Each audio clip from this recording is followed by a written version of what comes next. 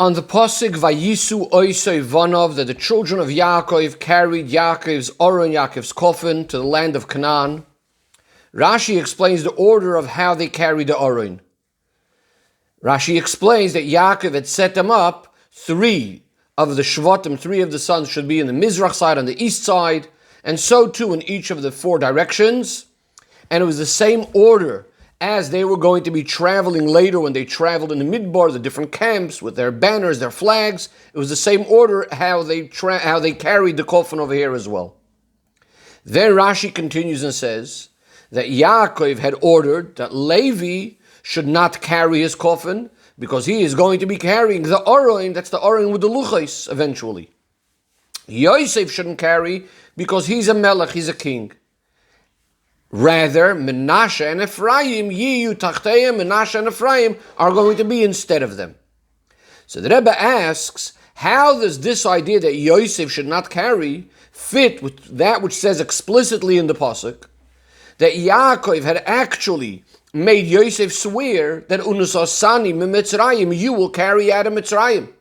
The obligation of carrying Yaakov's coffin was mainly on Yosef.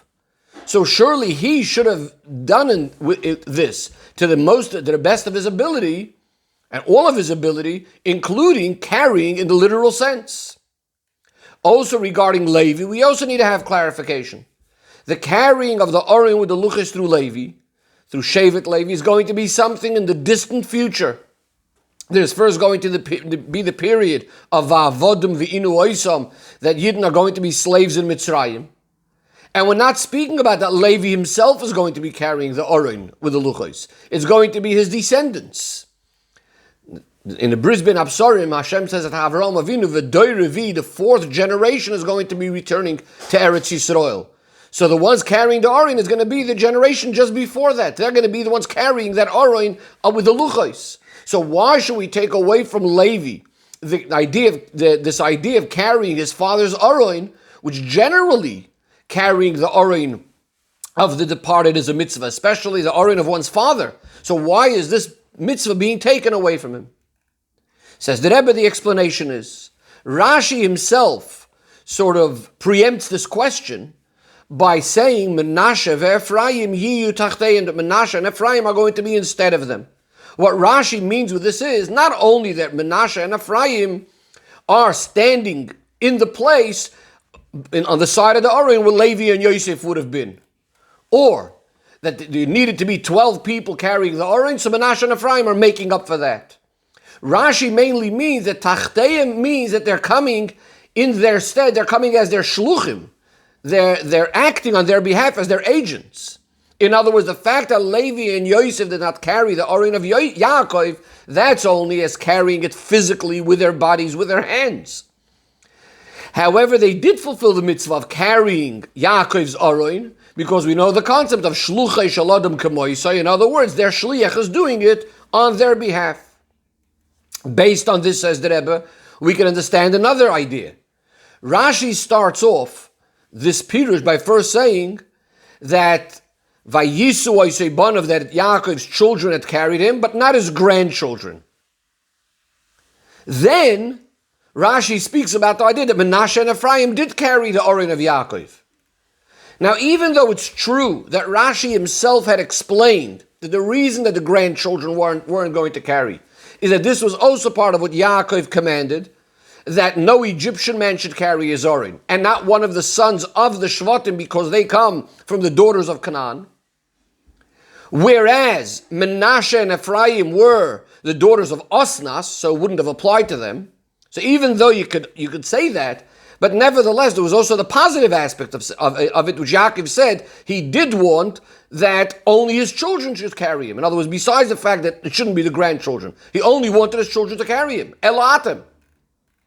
But again, based on what we said now, that Menashe and Ephraim are carrying the Oron of Yaakov as agents and shluchim of Levi and Yosef, so then you could say that it was fulfilled. Vayisu oisei banav, that his children carried him. In other words, the carrying is attributed just to the children themselves, Yaakov's children, the ones who appointed the shluchim, in other words, Levi and Yosef themselves, as Rashi himself gives this klal in his Pirush and Torah as well, of Shluchei Shel Adam Kamoisai. Says the Rebbe, however, we still need to understand B'Pnimi Yisai Inyanim. We can understand why Menashe and Ephraim would represent Yosef, because they are standing in the place of their father. But what is the connection between Menashe and Ephraim that they should be instead of Levi? Says the Rebbe, we're going to understand this by first prefacing another question, the question of the Mefarshim, on what Rashi says. Rashi says that Levi is not going to carry it because he is going to be carrying the Oren with the Luchas, that is. Now here's the question. We know that it says clearly that Moshe Rabbeinu carried the Oren, the coffin of Yosef.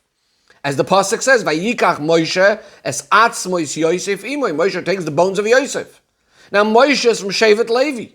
Not only is he from Shevet Levi, he's from the Bnei Kohas, from the family within Levi, that are actually the ones carrying the Oren. So if he's going to be carrying the Oren, why is he carrying the bones of Yosef?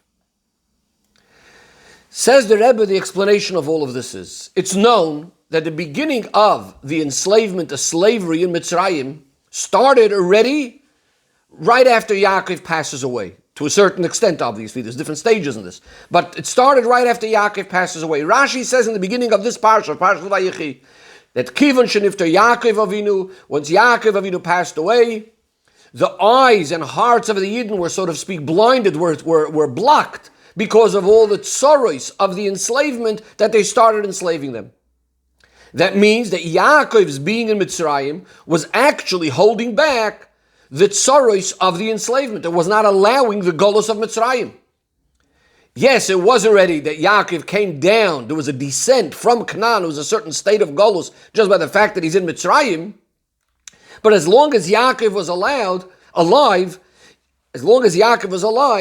the Yidden weren't lacking for anything in Mitzrayim. On the contrary, as the pasuk says, the etna lachem is tuv eretz Mitzrayim, they were going to be getting the very best of Mitzrayim, chelev aretz, the fats of the land.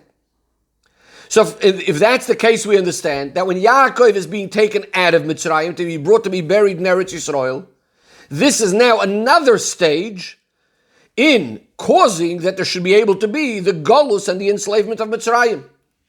Says the Rebbe, this will now help us understand why Levi and Yosef are not participating in their very own bodies with carrying the Oren of Yaakov from Mitzrayim. Because one common denominator that we find by Levi and Yosef is that both of them are also standing above and higher the shibud, the enslavement of Mitzrayim, and both of them also did not allow the shibud Mitzrayim. So first of all, regarding Yosef, it says in the Medrash that as long as Yosef was alive, the burdens of Mitzrayim did not come down on the Yidden yet. Once Yosef died, once Yosef passed away, this is when the Egyptians started placing the burdens on the Yidden. That's why it says, Haboim, when it speaks about that Yosef passes away and the Shvatim pass away, it says, the pasuk says that these are the names of the Yidden, Haboim Mitzrayim, as if they just came into Mitzrayim, because this is when the trouble starts much more, when Yosef passes away. Well, in regards to Levi, Rashi himself tells us, this is when the pasuk mentions how long Levi lives. Rashi explains that the reason why the pasuk says how long Levi lived is because as long as one of the Shvatim were alive, there was no slavery yet. Rashi proves this from the fact Vayamas Yosef v'chol echov. That once Yosef and all of his brothers pass away, that's when Vayakom Melech Chodesh, that's when the real trouble starts. And Levi is the one that outlived all the other Shvatim. So it's only once Levi passes away that the slavery starts. Just to point out, the Rebbe does not go in over here to explain the different stages of what happens when Yaakov passes away and when Yosef passes away and Levi passes away, but obviously with each one of them, there's a certain element of the slavery that's starting, but again, with the idea we're seeing over here, that Yaakov himself did not allow the slavery at all, and even Yosef and Levi, to a certain extent, are standing above the slavery. In some of the ha'aras and some of the footnotes that have references, some of the mefarshim that speak about these differences. Furthermore, the Rebbe says, even in regards to Shevet Levi, we find that even once the slavery and the hardships of the slavery started for all the Yidden, nevertheless, Shevet Levi were never slaves in Mitzrayim. The slavery never affected them. Says the Rebbe, now we can understand why Levi shouldn't be the one carrying the Orin of Yaakov, and neither should Yosef be carrying the Orin of Yaakov. Because if the Orin of Yaakov is connected to, and in a certain sense is starting a certain stage of the slavery is now starting. As long as Yaakov was alive again, there was no slavery and no tsaros. And it was only after Yaakov passes away and the burial of Yaakov, the carrying of the Orin, is going to start this next stage. So Levi and Yosef this has no connection to them. They are the ones that do not allow the slavery of Mitzrayim. Says the Rebbe, this is actually hinted in those words that Rashi says, that Levi lo yisa, Levi is not going to carry it because he is going to carry the Orin, that's the Orin of the Luchos, and Yosef is not going to carry it because he's a Melech. How so? The Farshim explain that the reason why the Shibud, the enslavement, was not on Shevet Levi was because they were going to be the ones carrying the Orin. Shevet Levi were the Chachamim, and they didn't want to do any of the work of Mitzrayim because they knew that they're going to be carrying the Orin, and as a result of that, they always remained free people. In other words, what do we see from it? That the actual carrying of the Orin itself is what caused that they shouldn't be enslaved. So this is as far as Levi is concerned, because he's going to be carrying the Orin. That's why it does not make sense for him now to be carrying Yaakov's Orin to start the slavery. And as far as Yosef is a Melech. Obviously Mitzrayim has no power over him. On the contrary, he's the ruler over Mitzrayim. And certainly there can't be any slavery in Mitzrayim as long as Yosef is around. We asked a question before about Moshe Rabbeinu. Why is Moshe carrying the bones of Yosef if he's also going to be carrying the Orin of the Luchos? Says the Rebbe, but in regards to Yosef carrying the bones of Yosef, here it's exactly the opposite. We just said carrying the bones of Yaakov, carrying Yaakov, that would be a beginning of slavery. But carrying the bones of Yosef is exactly the other way around. That was a part and a condition of the inyan of Geula. Yosef made his brothers swear. He told them, Hashem will remember you and you'll go out of Golus and you'll take my bones out with you. And therefore carrying Yosef out of Mitzrayim is specifically connected to Shevet Levi. And on the contrary, to the head of Shevet Levi, to Moshe Rabbeinu, the Redeemer of the Yidden, because it's connected specifically to Geula. Says the Rebbe, based on all of this, we now need to understand, if we understand why Levi and Yosef are not carrying the Orin of Mitzrayim, because this is opposite of what they stand for. Carrying the Orin of Mitzrayim is a Golus, and they themselves are higher than Golus. So now we need to understand the other way around. Why then do they need Shluchim? Why do they have agents, Menashe and Ephraim, instead of them?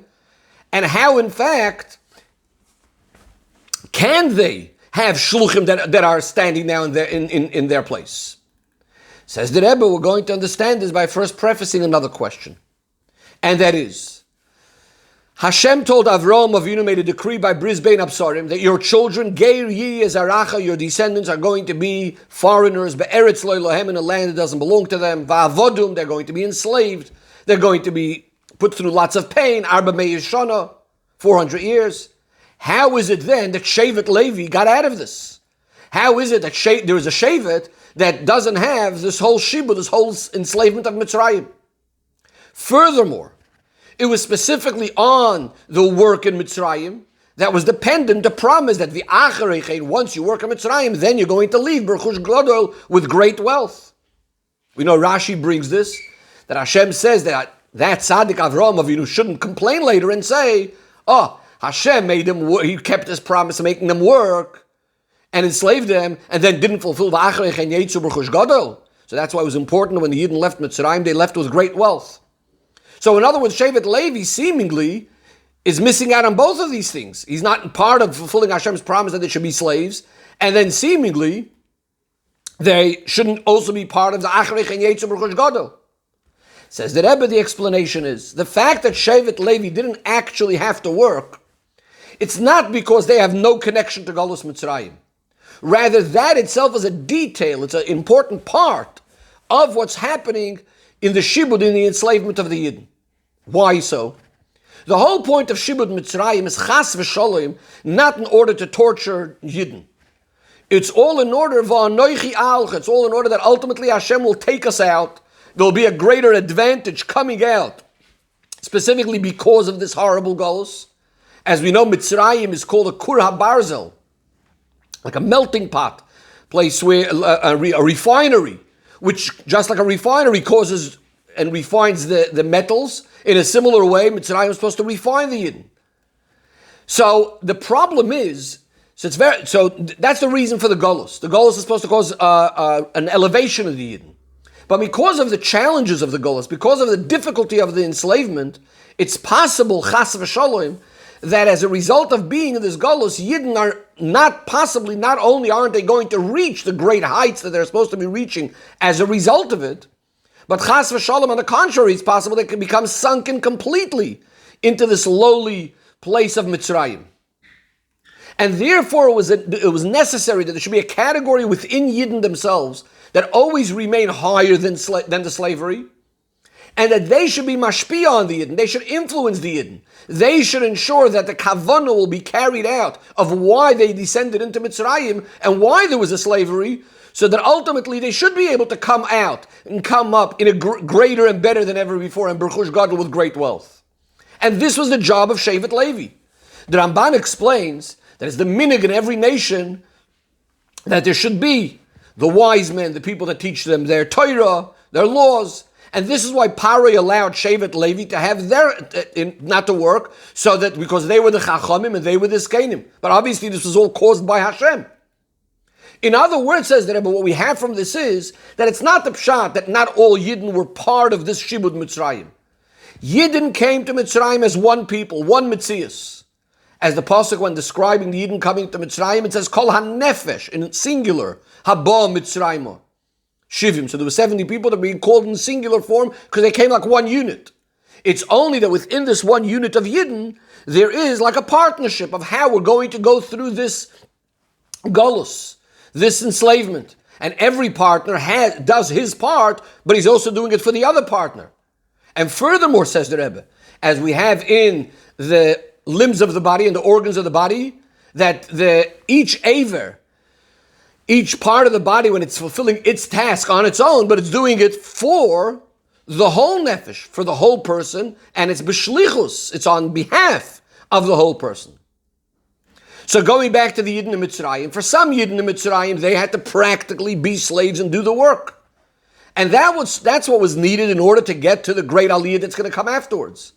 But Shevet Levi, their participation in all of this was by giving the Yidden that koyach, by being the ones that are teaching the Yidden the Torah, making sure the Yidden don't get chas v'shalom completely sunk into this gullus because of this difficulty of the enslavement. And on the contrary, they should be able to come out bigger and better than before as a result of this shibud. The Rebbe says we have a similar idea after Matan Torah as well in regards to Shevet Levi. When the Yidden are in the Midbar, and later when they go into Eretz Yisrael as well. Shevet Levi doesn't have a portion in Eretz Yisrael. Rather, they were separated to serve the Eibishter and to teach Hashem's ways. D'rochav HaYesharim is upright ways. Mishpatav HaTzadikim is just laws, l'rabim, to the public. And Hashem Hashem is their heritage, and that expresses itself practically in the fact that they work and serve in the Mishkan, including carrying the Aron. And that all comes because of their agents of the rest of the Yidden. Because really all the Yidden need the things of the Beis HaMikdash. It's only that the Leviim are standing in their stead and coming as their shluchim. On the other hand, the avodah of making the world itself into a Dira Lo Yizbarach, being involved in the world, that was accomplished by the rest of the Yidden.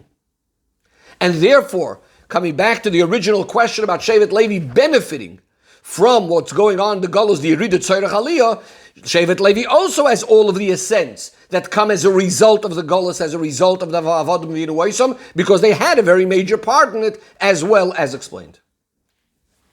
Says the Rebbe, now we can understand why Yosef and Levi need to have Menashe and Ephraim to be their agents in carrying the Orin of Yaakov. Although it's true, as we explained, that they themselves, Levi and Yosef, are not going to carry the Orin of Yaakov from Mitzrayim, nevertheless, they need to give the Yidden the koyach,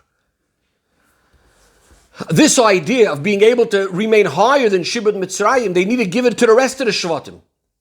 And that they're going to do through their Shluchim, participating in carrying the Orin of Yaakov. And therefore, Yaakov chooses Menashe and Ephraim to replace Yosef and Levi, because they are going to be the continuation. They're going to bring down those inyanim of Yosef and Levi. the koyach of Yosef and Levi, which are higher than Shibud Mitzrayim, in order to bring that down into Golus, that's going to be through Menashe and Ephraim. Especially, says the Rebbe, just as it was simply that Menashe and Ephraim were actually born in Eretz Mitzrayim, and even before Yaakov came there. Now, since Yosef and Levi are two different kinds of ways in how they are removed or higher than Shibud Mitzrayim, this is why there's going to be two separate kind of shluchim. One is Menashe and one is Ephraim. The explanation. The pasuk says, Eile toildes Yaakov Yosef. And it's explained that what it means is that all of the inyanim of Yaakov are specifically drawn down into our world through Yosef. Now, by Yosef, even as he came down into Mitzrayim, even as he was brought down into Mitzrayim, the darga of Yaakov is always shining in a revealed way. He always has that Yaakov element within him. And therefore, since his avoided in a revealed way has this Yaakov element within him, that, in other words, remaining always higher than Mitzrayim, so as from Yosef's perspective, there's completely no room at all to this Helam, the Hester, the concealment, the Golus of Mitzrayim. As we see, he's the one that rules over Mitzrayim. He's not allowing any sort of Golus Mitzrayim whatsoever, any sort of concealment. Whereas Levi and Shevet Levi, they are not ruling over Mitzrayim. They were in the Golus Mitzrayim, and all the way into the time of the difficulty of the Shibud. And nevertheless, the point of Shevet Levi is that they're not becoming sunk into Mitzrayim. And on the contrary, as we said, Shevet Levi is giving the Yidden the koyach to be able to withstand the difficulty of the slavery, until finally we can come to that Yisra and that additional light that comes specifically out of the darkness. And ultimately that Moshe and Aaron, who are from Shevet Levi, actually bring the final Geula then for the Yidden. In other words, what's Levi represent? Yosef, as we said, remains completely higher than the Golus. But Levi is the one that gives the koyach to be able to change and transform the Golus. Says the Rebbe, so from these two ideas of Yosef and Levi, now come out, in and through their shluchim, the two types of avodah of Menashe and Ephraim. And the Rebbe says this is hinted in their names, as discussed in another Sicha much more at length. And that is, Menashe is called so, Yosef said, Ki nashani Elokim, es kol amoli ves kol beisavi. Hashem made me forget all of my hardships, my father's house, etc. In other words, it's a name that constantly reminds that he's in a place that's trying to make him forget his father's house. And therefore, another meaning in the word nashani is also jumping away. In other words, he's always needs to make sure that he's staying away from this situation of Golus that could chas v'shalom make him forget about his father's house. In other words, what it mainly expresses is desire and decision not to forget. I'm going to remain constantly connected to my father's house. And that is the type of avodah where a Yid is working hard not to be influenced by his surroundings, by remaining connected to his roots, to his source, to his father's house. In other words, a Yid being in Golus is reminding himself constantly that he's in a situation which is trying to make him forget about his father's house, and that itself helps him and causes that he shouldn't forget, because it's constantly on his mind. He doesn't want to forget it. In other words, he's constantly feeling, this is not my place. My place is in the house of Aviv HaMelech. It's in the house of Hashem. This is all very similar to the avodah of Yosef. This fits with the avodah of Yosef. That while he's in Mitzrayim, his attitude was, and what he was feeling the whole time, is the hashpah of Yaakov, of Beis Avi, which is higher than Golus, higher than the concealments of Mitzrayim. So he remains completely above the Golus of Mitzrayim. Says the Rebbe, we could also say that it's because of this reason that Yosef, when Yaakov wants to bench Menashe and Ephraim, so we know that Yaakov wants to put his right hand on Ephraim, and what does Yosef say? He says, Loi cheinovi, ki zeh habchor. He says, no, this one, Menashe is the bchor, put the right hand on him. So the Rebbe explains it because Yosef's avodah specifically, as far as Yosef is concerned, it's more the Menashe style. In other words, the main avodah is trying to remain removed from the Golus. Whereas Ephraim, and why is he called Ephraim? Ki Ephraim Elikim be'eretz ani Hashem made me. multiply, become great in the land of my affliction. In other words, that emphasizes the special advantage, the special qualities that come specifically through the Choshech HaGolus and in the Choshech HaGolus, to the extent that you're multiplying, you're becoming greater and more.